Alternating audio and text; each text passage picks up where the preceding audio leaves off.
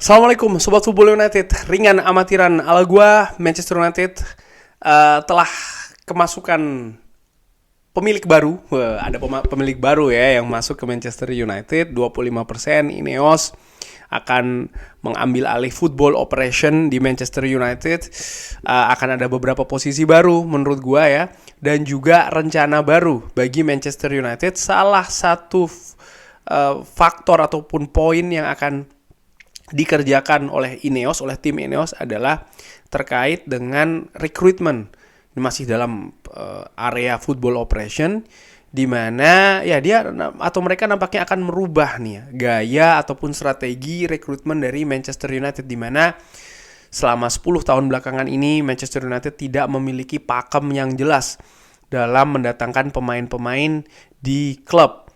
Ketika John Murtough hadir, ada posisi yang baru tapi masih belum bagus menurut gua, masih tertinggal cukup jauh jika dibandingkan klub-klub lain, Manchester City, Liverpool, Arsenal. Kalau kita berbicara di Eropa, Bayern Munchen, mungkin Barcelona, Real Madrid, dan juga klub-klub besar lainnya, di mana mereka memiliki pakem, mereka memiliki roadmap, mereka memiliki blueprint yang jelas akan seperti apa. Manchester United kalau gue lihat dalam 10 tahun belakangan ini sering mendatangkan pemain hanya berdasarkan resume ataupun kurikulum vitae saja. Nama besar ya, bagaimana kegemilangan bersama tim yang sedang dibelanya saat itu, tanpa ada analisa yang lebih mendalam. Sehingga banyak sekali transfer flop yang terjadi dalam 10 tahun belakangan ini. Angel Di Maria, Radamel Falcao, Paul Pogba, menurut gue ya ini salah satu atau beberapa nama yang tentu saja bisa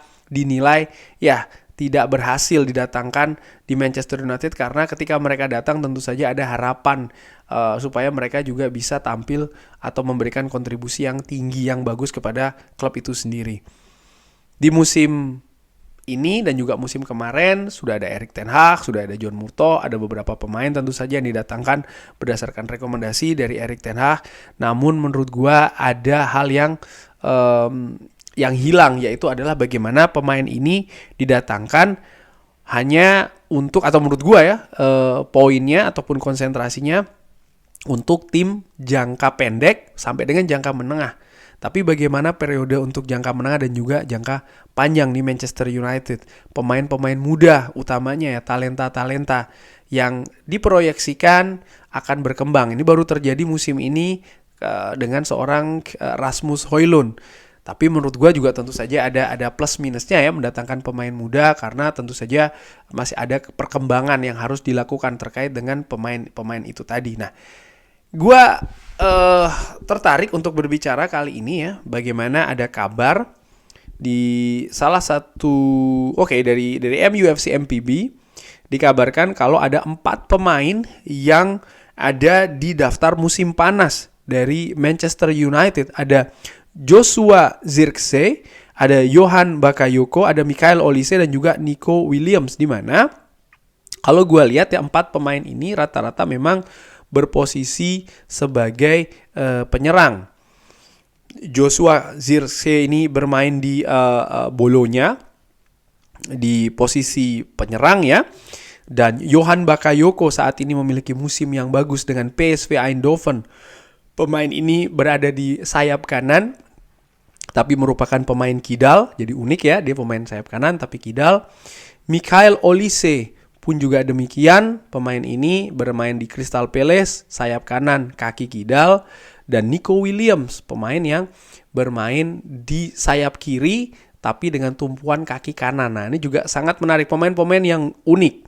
Selain 4 nama tersebut, ada pemain muda juga yang dikabarkan dipantau oleh Manchester United, dan Manchester United bahkan bersaing ini untuk bisa mendatangkannya, yaitu adalah Oscar Zambrano.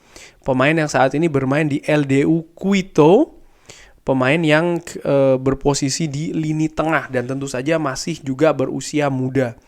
Dari situ gue menilai pemain-pemain tadi tentu saja punya skill, punya bakat, punya talenta, punya potensi yang besar. Dan gue menilai, gue sekali lagi bisa salah, tapi kalau gua prediksi ini yang akan menjadi salah satu titik berat dari Manchester United di musim panas nanti, tepatnya di bursa transfer, di mana Manchester United akan banyak juga mendatangkan talenta-talenta muda untuk dikembangkan lagi di Old Trafford. Tentu saja bukan semuanya ataupun sebagian besar, karena Manchester United juga butuh mendatangkan pemain premium, pemain yang sudah jadi, dan biasanya pemain yang sudah jadi itu pemain yang juga sudah memiliki pengalaman dan artinya sudah berusia tidak muda lagi, karena Manchester United juga butuh amunisi-amunisi yang bisa secara cepat ya meningkatkan kualitas permainan Manchester United di atas lapangan. Ini tetap akan dilakukan di musim panas nanti.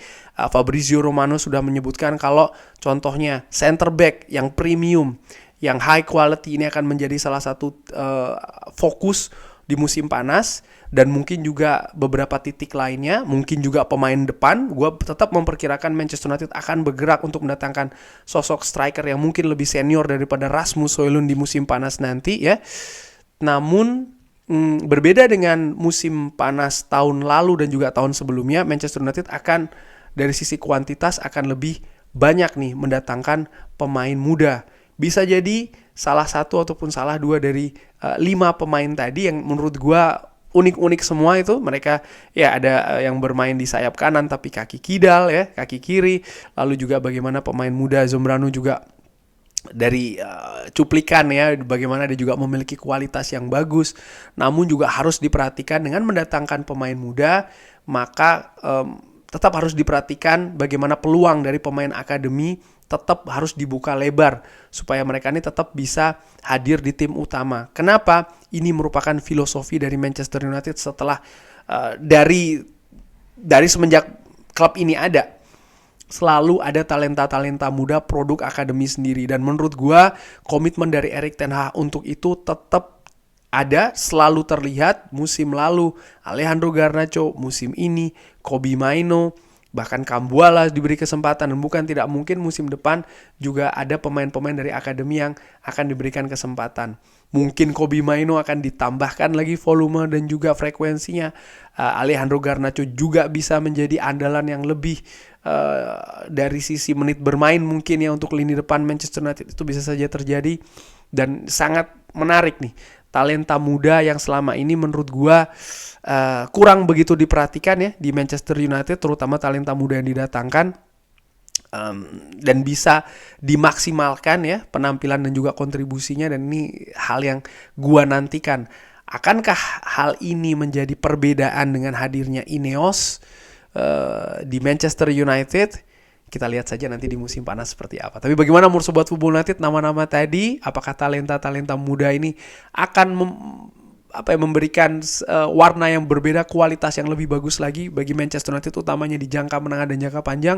Bisa drop di kolom komen. Terima kasih sudah menyaksikan. Jangan lupa like, subscribe. Wassalamualaikum warahmatullahi wabarakatuh. Thank you.